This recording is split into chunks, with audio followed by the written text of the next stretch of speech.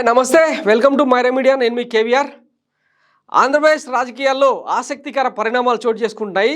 ఆంధ్రప్రదేశ్ రాజకీయాలు అంటేనే అదో రకమైన కిక్కు. ప్రతిసారి కోడి పందాల్లాగా ఆ ఎన్నికలకు సంబంధించి బెట్టింగ్లు కాయడం చూస్తూనే ఉంటాం.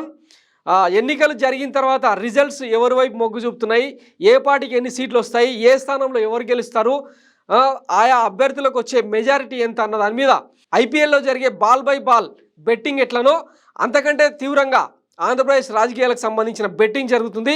కొన్ని వేల కోట్లు చేతులు మారుతూ ఉండడం మనం గతంలో గమనించాం. అయితే ఇంకా ఆంధ్రప్రదేశ్ ఎన్నికలు జరగనే లేదు, అసలు ఎలక్షన్ షెడ్యూల్ రానే లేదు.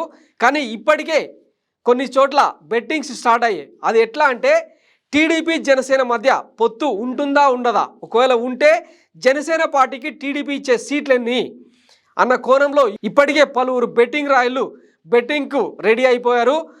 జనసేనకు టీడీపీ కనుక చంద్రబాబు నాయుడు కనుక 30 సీట్ల కంటే ఒక్క సీట్ ఎక్కువ ఇచ్చినా కూడా 5 రెట్లు ఎక్కువ ఇస్తాను ఫ్రెండ్స్ అంటూ సోషల్ మీడియాలో కొంతమంది పోస్టులు పెట్టడం ఇప్పుడు ఆసక్తికరంగా మారింది.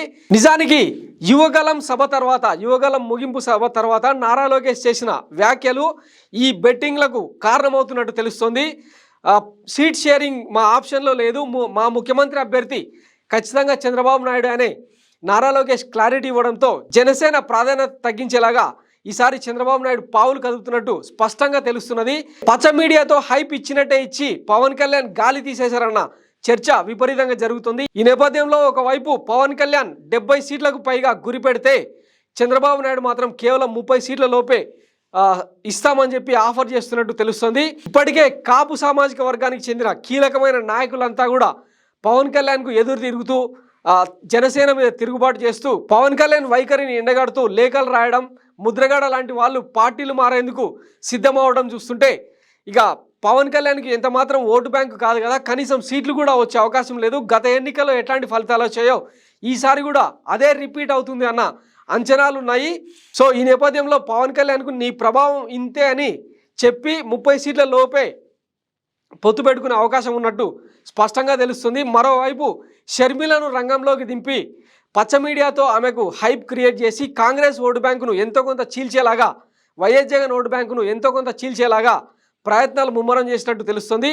ఇవన్నీ చూస్తుంటే జనసేన అధినేతను ఈసారి కూరలో కరివేపాకులా తీసేలాగా చంద్రబాబు నాయుడు ప్లాన్ చేస్తున్నట్టు స్పష్టంగా కనిపిస్తుంది. ఇదే చర్చ సోషల్ మీడియాలో రిఫ్లెక్ట్ అవుతుంది. చూద్దాం మరి ఈ బెట్టింగ్ రాయిల్లా పంట పండుతుందా, లేకంటే వాళ్ళ ఆశలు అడియాశలు అవుతాయా? ఇంత కాన్ఫిడెంట్గా 30 సీట్ల కంటే ఒక్క సీట్ ఎక్కువ ఇచ్చినా కూడా 5 రెట్లు ఎక్కువ డబ్బులు ఇస్తాను ఫ్రెండ్స్ అంటూ పెడుతున్న ఈ బెట్టింగ్ రాయిల ఆశలు నెరవేరుతాయా లేదన్నది సంక్రాంతి తర్వాత తేలనుంది. పొత్తులు కూడా అప్పుడే క్లారిటీ వచ్చే అవకాశం ఉంది.